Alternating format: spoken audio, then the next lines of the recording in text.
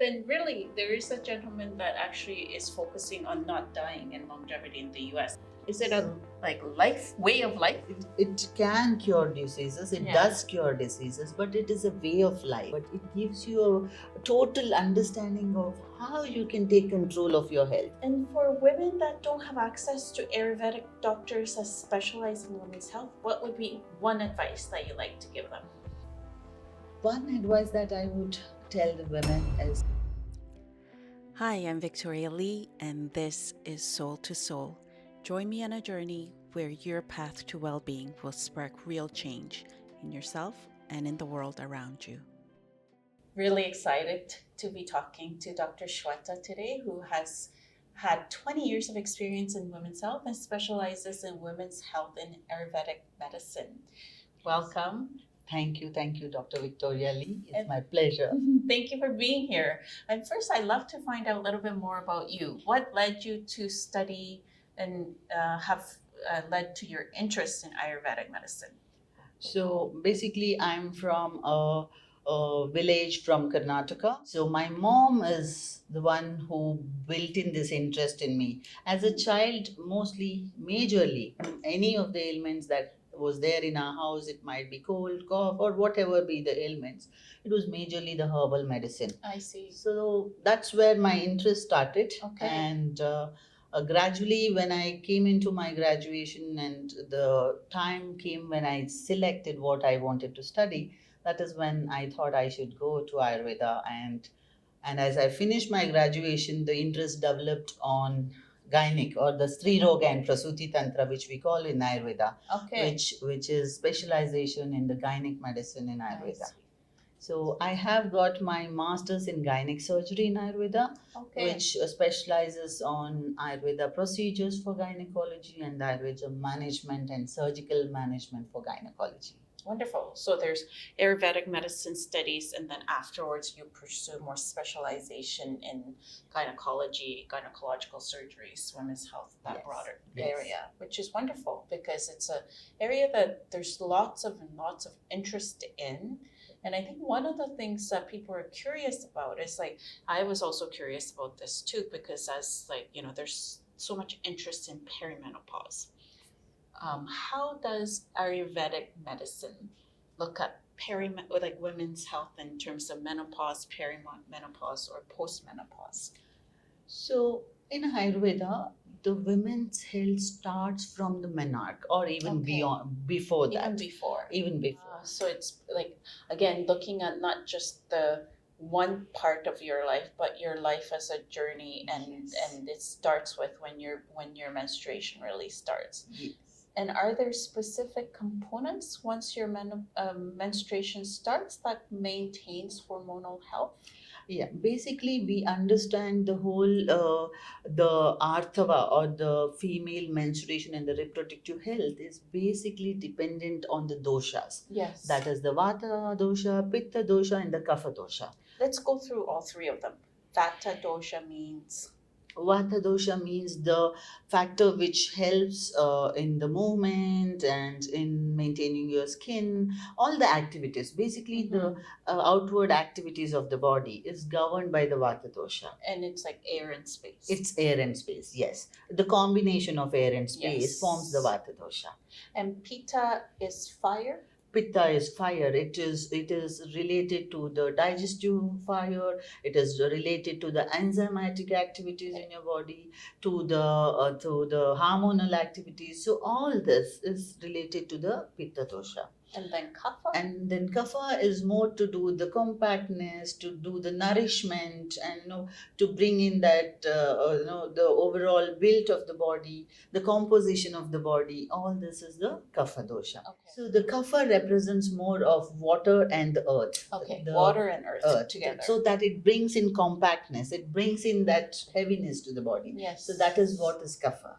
And I think you also mentioned that these doshas are represented in different life stages. Yes. So basically when a child is born, it is more of Kapha, because if you see the child, there's a lot of compactness, there is growth in the child, there's a lot of unctuousness and all this. So it is a Kapha phase where the child is growing. So when you reach your reproductive age, or when you reach your menarchal age, and then the whole of reproductive age is when the Pitta takes predominant. Yes. So that is the Pitta phase. And as you age, when your reproductive cycle is almost getting towards an end. So in terms of like to relate it to like I guess Western medicine, if you're in perimenopause, would that be when you start your Vata stage or after you lose your menstruation? So once you are menopausal, you start your So Vata stage. perimenopausal is a phase which comes between both the Pitta and the Vata stage. Okay. It And- overlaps. Yes, it overlaps. And menopause is when you have almost reached the Vata stage. Okay. Yes. In Ayurveda, we talk about the care that has to happen for your menopausal age right from the Menstruation. Yeah, from the first time that a girl menstruates. And you also said something about how when we were chatting before and you're going through diagnosis of me, that it's really like not seen as a disease or some sort of a problem, because if you are taking care of your hormonal and overall well-being, then you don't have any of these symptoms that we in the kind of Western world Yes. worry about. It's not categorized as a disease. It is told as a stage wherein your body is going through a normal phase, Mhm. but transitioning from your reproductive age to a old Yeah. age. But Pitta to Vata. yes, from Pitta to Vata. Also, it is not only the activities in terms of your daily routine activities, but also the environment around you. Okay. Okay, like if you're sitting under a AC, Mm-hmm. so that also contributes. Yes. Okay, so all these are the activities. Then in terms of what do you eat to maintain your body or the maintain health in doshas during your phase. Also, there are certain procedures told, like when to apply oil to the body, especially when you're menstruating. It's Ayurveda says that don't do a oil application to the body. Oh, interesting. And really, I think the important thing that differentiates in Ayurvedic medicine is there's general principles like the one that you said, but like the specifically what you need are personalized to your own body and what you yourself, where you're at in your whole body perspective. So Ayurveda believes that your body and the external environment Yes. are having the same features. Yes. So whatever changes the external environment goes through in terms of peak sun or rainy or snowfall or whatever, your body also undergoes certain changes. Yes. So your food and your activities should be matching that. If it is not matching that, that is where you end up with some kind of disease. So really, I think ladies, you need to start looking after your women's health and preventing perimenopausal, menopausal effects from day one of your menstruation, and looking after food choices, activity, energy, essential oils, and whatever the other, I think, aromatic or other treatments that's recommended specific to your body. Yes. So for me, of course, I didn't know about my dosha until just this time. Well, I've come to India, so I haven't been doing any of these things. But I guess it's not too late for people like me. I'm 47. I don't know. I think I have some. You don't look like 47, no. Thank you. But I think in terms of like being able to prevent like those symptoms, it's not too late. And from like we went through quite a very detailed diagnostic questionnaire, like maybe an hour of looking at all the details of bodily function, looking at my tongue, looking at my eyes, looking at my pulse. And then your diagnosis was that I have more Vata. Yes.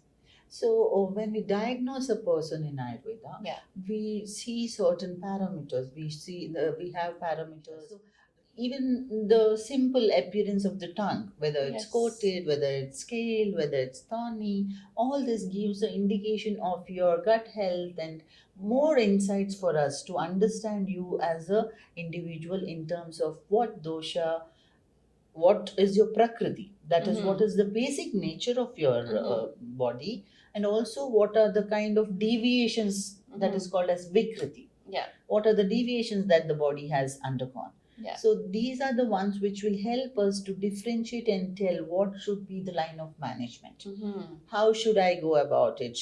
If you are a Vata Prakriti person and have, say, some of the Vata symptoms Mm-hmm. like aches and pains and all of this, then I need to be a little more conscious in prescribing only Ahara, because that might not help you for a long run. Yeah. I might have to give you something because you have that body type. So basically, if you are able to start on those types of regimens that are right for your body in the right place, then with that, you wouldn't encounter any of the symptoms that most women suffer from, according to Ayurvedic medicine. Is that right? Yes. So it's a very small, insightful thing that you need to do, which you can generally do it yourself also. Yeah. Focus and see what are the smallest of the symptoms that your body is giving. It can just be a simple thing like a dryness of your skin. So just a dryness of your skin is an indication that the body is going towards that change. Mm-hmm. So there are several things that you can do about it. Just a oil application, Mm-hmm. twice a week or thrice a week. Yeah. Just double heat the oil specifically for that dosha and Yeah. just apply over your body and have a shower. So this can help you to mitigate the vata to a larger extent. And is any kind of oil okay? Because I thought that like if my type is more Vata, then specific oil is recommended. Yes. So are there kind of general guidelines of oils that are recommended for Vata? So generally for the vata, we say that there are certain oils called as shashapa tela, tila tela, coconut oil, different oils that we Yeah. advise. So this is decided based on the body type. Yes. One. Second, these oils are processed with some herbs. Yes. These specific drugs also modify the oil features. So it depends on what is the body type and what can suit your type, and then it is selected. So really, like if for people that are interested in looking at how do I prevent my perimenopausal symptoms becoming menopausal, or I'm menopausal but I want to alleviate my symptoms, or I'm postmenopausal, I'm still suffering. You can't really follow one kind of recommendation. You actually need to see somebody that can give you the specific recommendations. Is that right? Yes. Ayurveda doesn't believe in one size fits all. No. Because see, one thing is you might be a vata prakriti and Yeah. you might have some of the vata symptoms as a Yes. perimenopausal or a menopausal. Yes. But still, there are certain innate features to your body, like your agni, Yeah. like how are your bowel symptoms, all of this, how is your whole metabolism. All of this makes a difference in how we are going to treat you. So it is always better that you understand your body and then follow certain Ayurveda measures. Okay. It's more personalized and individualized Yes. than a Yeah. regular thing for one size fits all. But if you were pushed to say, but are there general things that anybody can do that would improve? Yes. So one thing that anybody and everybody can do is oil application, because it's Okay. majorly vata. Yeah. And oil application is the best to take care of vata. Yes. Second is to watch your food. Okay. Avoid spicy, Okay. oil fried food, because this is again going to affect your both vata and pitta. Okay. That is the second thing that you can do. Third thing is proper sleep. That is the major thing that you can help yourself with. The fourth thing is to give yourself some form of exercise in terms of breathing exercises, which can mentally relax you. So ladies, it's 4 things as kind of things that you can do to prevent some symptoms. One is having some oil application if you're noticing some problems with dry skin. Second is to have good food, nothing fried and nothing too heavy. And third is getting good sleep hygiene. And fourth is some sort of activity, physical activity, but also I think meditation and breathing. Yes. Relaxation as the mental level is very, very important. But how do you actually achieve that? Like, because one of the major symptoms of perimenopause or menopause is sleep disturbances. Yes. So are there things that Ayurvedic medicine in your area actually recommend for sleep? Yes. So majorly the sleep pattern is disturbed again because of the Vata dosha. Yeah.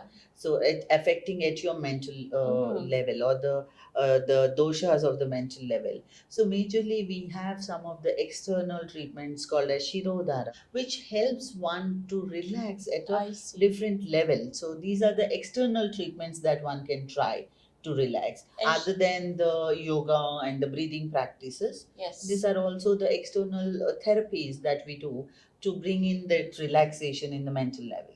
And Shirodhara, if you want to explain it briefly, is like an oil treatment that's Yes, in so your... Shirodhara is a treatment where a medicated oil is made, which is lukewarm. It is made to pour on your forehead on a synchronized way. Yes. So this continues for some duration, where the caregivers are actually doing in a synchronized massage into your scalp as well. Yes. So this is a treatment which relaxes your neurological system, as well as mental relaxation is brought I in. see. So it also brings in that wellness factor, which induces sleep.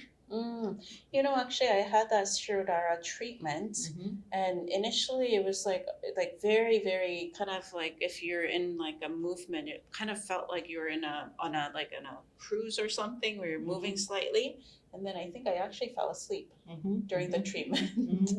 So I'm sure you would have had a very good It sleep was a following nice nap. that. Yeah. So that's kind of the background for... It gives you instant relaxation. Yeah.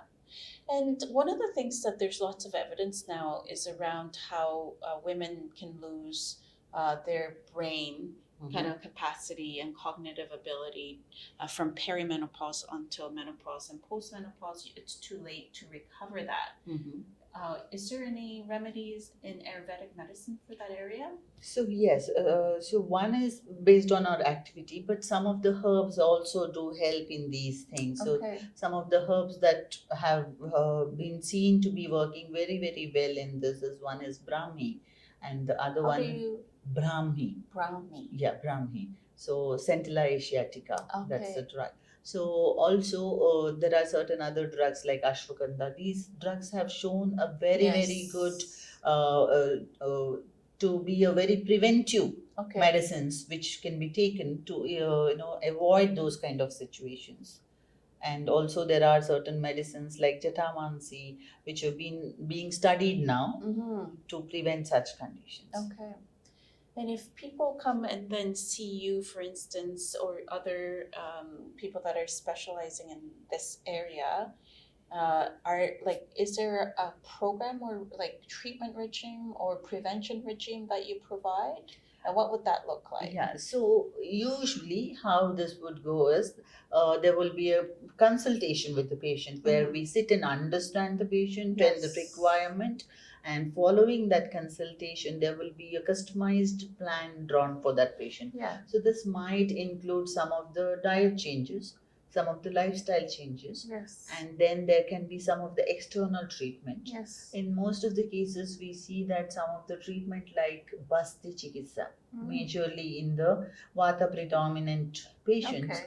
The Basti means a rectal enema, which can be oil enema or which can be a decoction enema based on the requirement of the patient.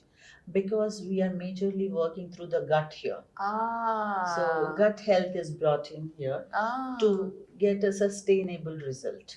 So these, and also some of the external treatments as we discussed about Shirodhara. Yes. But like, I think enemas are very intimidating for most people. I hear the word and I'm like, oh my god, no. So can you say like what's the rationale or the explanation about like how it actually changes the gut? So we say Vata is a predominant factor in menopause or the perimenopause. And according to Ayurveda, Basti or the rectal enema treatment is the best for the Vata. So how does it work is through your gut, through the enteric system. It definitely has a complete function on your gut metabolism, as well as does a total detox of your gut. Yes. So if we see, there are a lot of hormones that get metabolized in our gut as well. Yes. So this rectal enemas can bring about those changes. And this rectal enemas also can bring about a lot of changes in terms of the Vata Shamana, what we are talking about. And Shamana means? Reducing the vitiated or getting Okay. out the vitiated Vata dosha, which is Okay. gone haywire. Yeah. So you're trying to Balance. yes, channelize it. Okay. To- Harmonize. Yes. And what about like maybe not as like related, or maybe it is related because it's reproductive health. The other area that you see a lot of patients about is fertility. Yes. And is that very different in terms of the approach in Ayurvedic medicine? Yes, so in Ayurveda, when we talk about fertility, Yeah. we talk about how you can restore the fertility rather than seeing that how you are only focused about conception and the outcomes of pregnancy. Oh, It's more about bringing in that well-being to the women. okay. And most of the time, we also talk about preconceptional cares. Preconceptional care is a concept which is not only for fertility, good progeny. Because what we have seen is with the lifestyle, with the diet Yes. of late, what we have deviated from the healthy food and lifestyle. So, as you know, the sperm and ovum contribute to the next Yes. genetic this thing what we are carrying on to the next generation. So you're looking at it before even conception, Yes. and then like primary prevention, as we talked about. Yes. So it will be at a level of epigenetic and even before conception, we Yeah. try to get in those health factors in both the couple, that is the male and the female partner, Yeah. to have a healthy progeny. Okay. And if they don't have success in terms of like if they try for a year and they still don't have success, are there treatments that Ayurvedic? Yes. So focuses on? Ayurveda again works through the Panchakarma, and Okay. even in fertility, it works through the Panchakarma Chikitsa. But this follows a set of treatment Yeah. before. And there are also the Basti, which is the rectal enema. Yeah. Keeps coming up. Because that's the major treatment. Yeah. Major treatment, and it is the factor to be working at your metabolism and the I gut see. health. Yeah. Which gut health seems to be a core, It's the like core. the kind of the gut biome Biomes. seems to be a major theme here. Yes.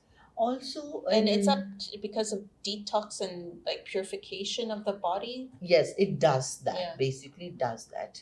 And also, it can restore a lot of factors Yeah. at the Agni and the Ama level. So, which are the major inflammatory are the causes for most of the diseases. If you see endometriosis or PCOS, these are all the major causes for infertility. Sorry, and Agni and Agni. Agni. Agni means the digestive capacity that we Okay, have. digestive capacity and Ama Ama? is a factor which can be related to inflammation. It can be Okay. related to a lot of factors in the body which are hindering the natural process. got it. Yeah. Got it. So these factors can be very well tackled through the Basti. That's where this becomes the major treatment that we do in Ayurveda. Mm-hmm. Also, when we are talking about infertility, there is a specialized treatment called as Uttarabasti, Mm-hmm. which is a treatment with a medicated material which is pushed into the uterus, directly into the really? uterus. Yes. Wow. So, most of the cases like tubal blockage, Okay. the endometrial thickness not being up to the mark for Yes. the triple lining is not seen Yeah. for the implantation, or the ovum health is not good. So all these Yes. conditions can be taken care of by Uttarabasti, Okay. which is a very, very specialized technique for management of infertility and also some of the other gynec conditions. And I imagine it's not for everybody, for specific people. Yes. And then what kind of medications are embedded into that? So it is majorly the herbal medicine Yeah. processed through lipid media, Mm. either through ghee or oil. Okay. And when we talk about like Ayurvedic medicine and Ayurvedic health, another thing that keeps coming up in women's health area is beautification and Yes. longevity. Yes. So let's go one by one. Beautification, is it real? Because it seems like there's slimming to better skin to everything else that keeps popping up in Ayurvedic medicine. And in fact, sometimes I think that's what it's known for in the Western cultures. Yeah, so yes, beautification is something that most of our patients seek, whether they're coming for infertility, whether they're coming for menstrual disorder, or whether they're coming for menopause. It's an add-on. Yes, it's an add-on throughout the phase of life. Or it's complementary.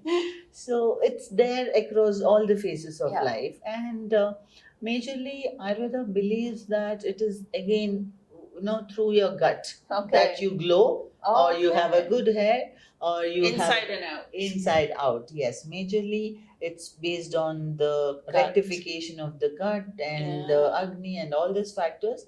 Of course, there are some of the external therapies as well, but majorly it is gut. gut. What about circulation? Because all of the massages and things, I presume, also is very helpful for circulation and that type of a thing. Yes, so all the therapies, whether be the external therapies that we do, or all of this therapy definitely has a factor on, one is through your improving your circulation, and also through some of the dermal absorption. There are benefits out of it. Yeah. So these external therapies definitely work through those lines of management. Okay, and now then, I guess the other part of it in longevity, the ancient texts say that you can live until 120. Yes. And so if you were to do all of the things that you're supposed to for whole person well-being. Yes, of course it starts from preconception, but once the baby is out from the mother, the moment the baby is an individual, also there are certain procedures told to start for the baby. I see. So from there your longevity process starts. I see. And in Ayurveda we have different set of herbal medicines to be given to the child till the age of 16. Okay. Which will help boost your immunity, keep you away from diseases, all of this. All this, which is like you need to do on an everyday basis, which can maintain your health till the 120 years what we are talking about. There are certain activities and food which has been told to be maintained at that time to improve your health. Yes. So longevity is not when we start thinking about it at our old age. When you're older. Yeah, it is about how do you maintain it throughout. So parents need to start pre, and then day one, and then you have then 1 to 16 years, and then your menstruation, and then peri. But then really, there is a gentleman that actually is focusing on not dying in longevity in the US. And what it looks like is like the whole day needs to be spent in working on longevity. It's pretty intensive if you were to follow all the longevity and well-being recommendations through Ayurvedic medicine to live until 120. Almost it seems that you would have to engage in those activities on a daily basis. That would take 8 hours a day. If you start with meditation, yoga, some sort of treatment, all of the right types of foods to eat, and all of the seasonal, all of the specific treatments as well. Is it a way of life? Yes, that is what it is. See, Ayurveda is not it can cure diseases, it does cure diseases, but it is a way of life. Yes. So it is about you looking into yourself and taking care of you. Yeah. More than you ending up in a disease and then looking for a solution. Though it helps in disease status as well, but it gives you a total understanding of how you can take control of your health. How you can keep yourself very healthy and prevent diseases. Yes. And of course it will not take quite long if you make it as a habit. Every day we brush our teeth. Ayurveda just tells you how to do it. I see. Okay. We have now moved into the convenient ways, but Ayurveda has a different herbs or modes to do it. Yes. So how do you gargle your mouth? How do you take care of your oral cavity? How do you take care of your stress levels and the mental health? How do you take care of your tiredness through the foot massage? So these are small things which can bring in a lot of health benefits. And for women that don't have access to Ayurvedic doctors that specialize in women's health, what would be one advice that you like to give them?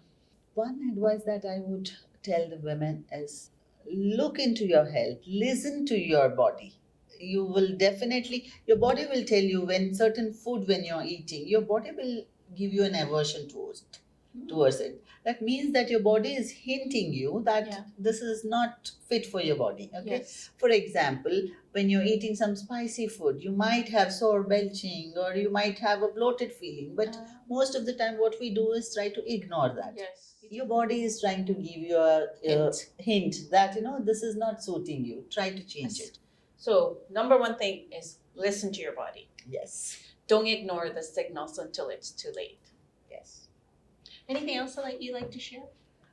So, one thing I would like to share is most of the women in the prime age are totally busy doing a lot of things, and ignoring their and signal. ignoring their Signals. signals. The smallest of the signals. I think those are the things to be picked. You don't have to invest too much of time and energy in anything, but just look into yourself and focus on those and just avoid what your body is telling no to.